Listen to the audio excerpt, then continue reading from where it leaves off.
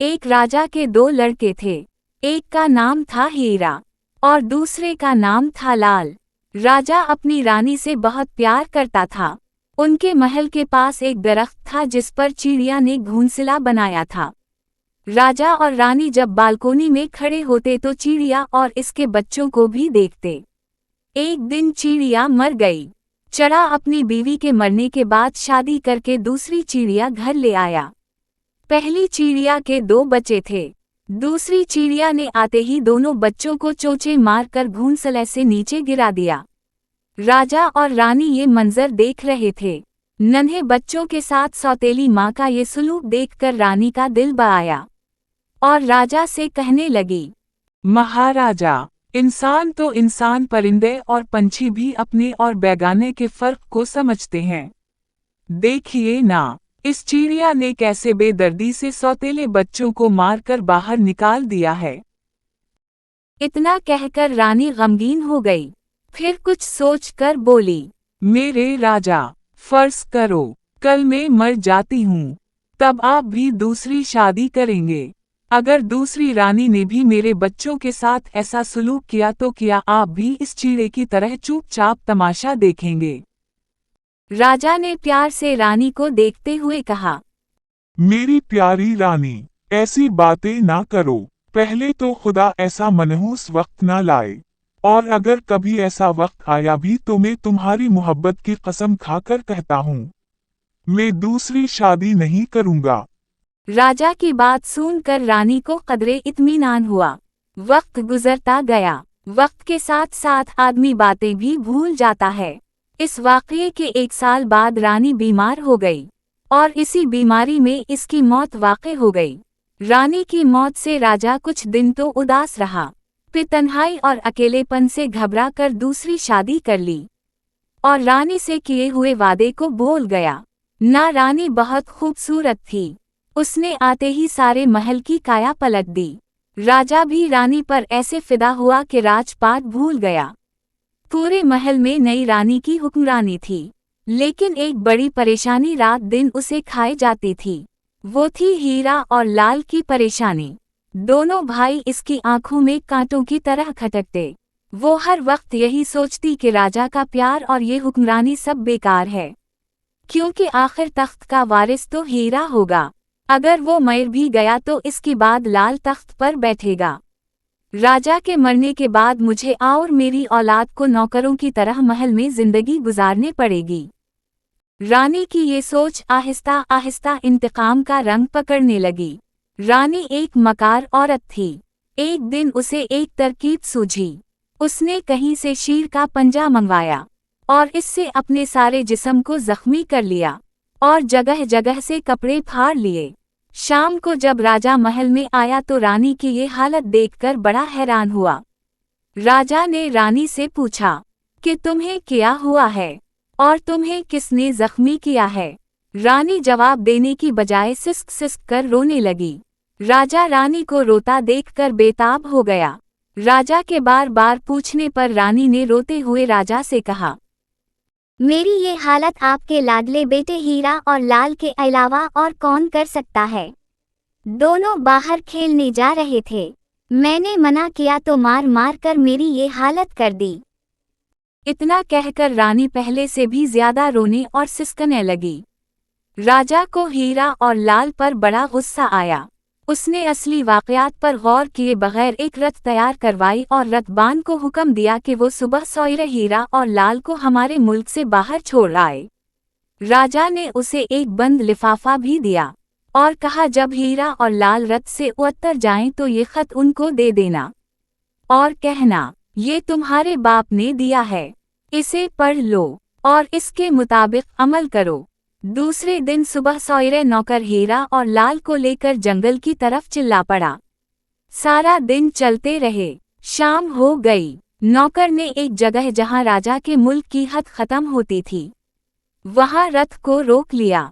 रथबान ने दोनों को नीचे उतार कर राजा का खत उनके हवाले कर दिया और रथ लेकर वापस चला गया। हीरा और लाल ने खत पढ़ा। खत में राजा ने बड़े सख्त अल्फाज में इन्हें दोबारा इस मुल्क में न आने का कहा था। हीरा और लाल जंगल की तरफ चल पड़े। बेचारा पहले माँ की मोहब्बत से महरूम हुए और अब जीते जी बाप की शफकत और साया से महरूम हो गए। दोनों भाई अपनी बदकिस्मती पर रोने लगे। अंधेरा बढ़ रहा था। दोनों भाई थक कर एक दरख्त के नीचे बैठ गए और बातें करने लगे। हीरा की उम्र 14 साल और लाल की उम्र 10 साल थी। रात ज्यादा हो गई तो इन्होंने फैसला किया कि दोनों का एक साथ सोना ठीक नहीं।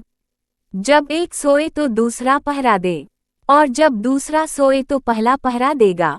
इस फैसले के मुताबिक पहले हीरा सोया और लाल पहरा देता रहा। मुकर्ररा वक्त पर लाल ने हीरा को जगा दिया और खुद लेटकर सो गया। हीरा पहरा दे रहा था। सहरी का वक्त था जब दरख्त पर बैठे हुए एक परिंदे ने दूसरे से कहा, जानते हो मुझ में कौन सी सिफत है? अगर कोई मुझे शिकार करके खा ले तो वो राजा बन जाए। इस पर दूसरे ने कहा, अच्छा, और अगर कोई मुझे खा ले तो वो वजीर बन जाए। हीरा ने दोनों की बात सुन ली थी। उसने कुछ सोचा और फिर आहिस्ता से दरख्त पर चढ़ गया। दरख्त पर घूंसला में नर और मादा मौजूद थे।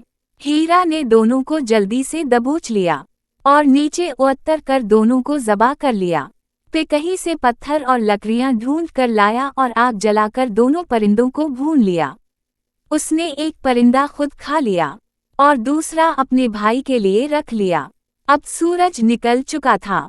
हीरा अपनी जगह से उठा और पानी की तलाश में निकल खड़ा हुआ, क्योंकि उसे बहुत प्यास महसूस हो रही थी। लाल अभी सो रहा था। पानी की तलाश में हीरा बहुत दूर निकल आया। अचानक इसकी नज़र कुछ लोगों पर पड़ी। वो घुड़सवार उसकी तरफ आने लगे। उनके साथ एक हाथी भी था जिस पर खाली हौदा किसा था। वो करीब आ गए। जुवक कर सबने हीरा को सलाम किया, फिर इसे पकड़कर हाथी पर बिठाया और जिधर से आए थे वापस चले गए। वो लोग हीरा को लेकर एक महल में पहुंचे। वहां पहुंचकर हीरा को पता चला कि इस मुल्क का राजा मर गया है और इसकी कोई औलाद ना थी। मरने से पहले उसने वसीयत की थी कि मेरे मरने के बाद जंगल में जाना। वहां जो शख्स तुम्हें मिले उसे राजा बना लेना। राजा के वफादार नौकरों ने उसकी वसीयत पर अमल किया और हीरा को लाकर राजा की गद्दी पर बिठा दिया। उधर जब लाल उठा तो अपने भाई को वहां ना देखकर बहुत परेशान हो गया। अपने भाई को तलाश करने लगा लेकिन उसे कहीं हीरा ना मिला।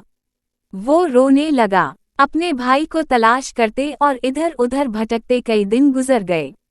उसकी हालत खराब हो चुकी थी। कपड़े फट गए थे, पाँव में छाले पड़ गए थे। उसे ना खाने की होश थी और ना सोने की।